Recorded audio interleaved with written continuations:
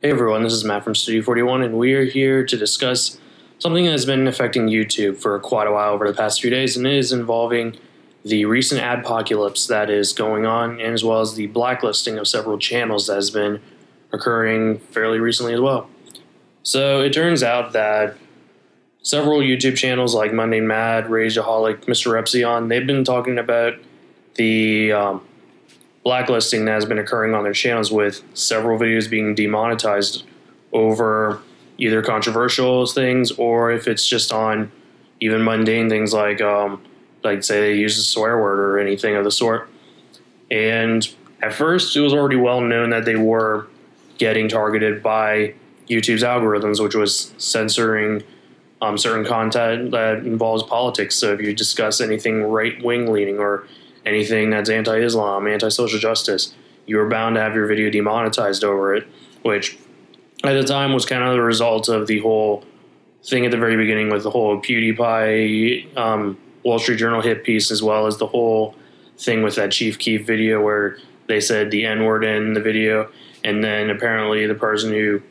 was watching the video said they saw 4 commercials, one being a McDonald's commercial, another being a Toyota commercial. And just from that, along with the inclusion of all of the kind of like radical content that gets on here, so like people posting ISIS videos, people doing like neo-Nazism and even borderline terrorist kind of stuff on YouTube. It's just that content, advertisers just didn't want to see that on here, and as well they also saw it as kind of threatening to their own personal brand. So now that that whole thing happened, the adpocalypse occurred, and as well as another move that's been going on with YouTube lately is the whole thing with Google trying to make YouTube more television friendly, you'd say. And I'd say this happened at least 2 years ago, around when YouTube Red, or I'd say it's been 2 years, but around when YouTube Red was introduced was kind of the first signs that YouTube was moving more towards a Hulu/Netflix kind of thing. And so in order to do that, YouTube had to kind of sanitize itself as a way to attract a general audience. But not only that, now there's the whole YouTube TV thing, which now is even putting more pressure on content creators now that they essentially have to abide by FCC rules in order to continue. But here's the thing. Even some channels like Louder with Crowder, who's said that his channel, or even his show, is entirely FCC approved, his whole channel even gets demonetized, especially early on during the whole adpocalypse,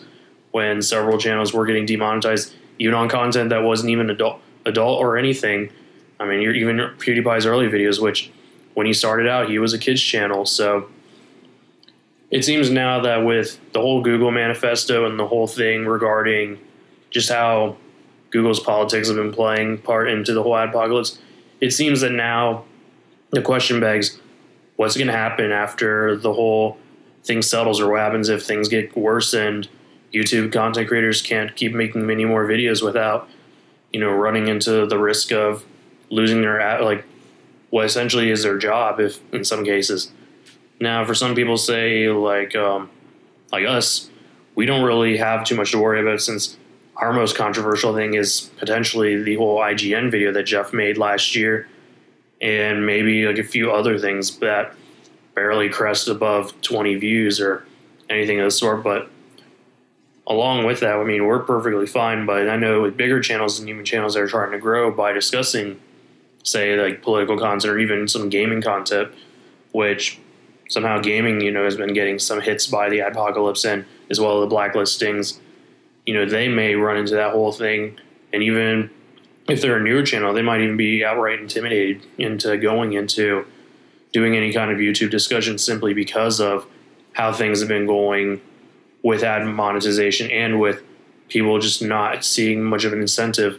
Now, I know there's plenty of people who are trying to make up for this, through Best Buy or Bitcoin or Patreon, but it still, for the most part, isn't even enough just to have the assistance of AdSense at full strength when it comes to living off of YouTube, or even coming close to just having it enough where you could even work part-time and just continue on. And I mean, with Studio 41, we have 4 people on this channel, but the thing is, only like maybe just the only one who's active on this channel the most. And even if we did fully utilize our monetization, we probably would still be only making a few bucks a month. So with that, I don't think we're really going to have anything much to worry about. But there's also been this other part that's been coming up as well when it comes to a lot of content, which is what will happen if people decide to start leaving. Now, I've heard calls about people having mass exodus to VIDME, even though there are also some who've been saying that VIDME has been censoring certain videos as well, particularly political ones. But the reality is, chances are there's really going to be no viable competitor for YouTube, since in this case, you're not only challenging YouTube, but you're also challenging Google, which the only people that I've heard even be a potential competitor was from Mundane Matt, who says that Microsoft has the best shot at being a viable competitor with YouTube. And I think in that case that may be true, but I don't think Microsoft really wants to invest, the time and energy into going into making like a social network, video sharing site similar to YouTube. But as of right now, there's still an ongoing, or at least there's several lawsuits that are planned to be filed against Google. There's also supposedly marches that are going to be planned for in several cities that are going to be marching against Google as well. So let's just say with the whole Google manifesto and just the kind of criticisms that Google has been receiving,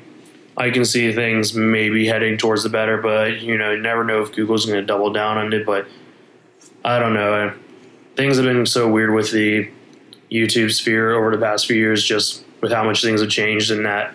even with YouTube kind of going towards a more sanitized TV thing has been kind of something that we probably should have seen coming a mile away, but we don't know. I mean, so far, Super One, we're here to stay. Follow us on VidMe as well, since we still have prevalence there. Daily Motion, on the other hand, we don't really post much on there, but yeah, something every once in a while or so. But with that, we hope that YouTube and everyone else has good luck with this. And if you do want to find more additional content, I'm also going to link some of I'm going to link Razorfist's video, and as well as Mundane Matt's video discussing the whole thing, that and also showing just how the whole blacklisting has been going on, as well as along with other demonetizations. So with that, this is Matt from Studio 41, and I hope you have a great day.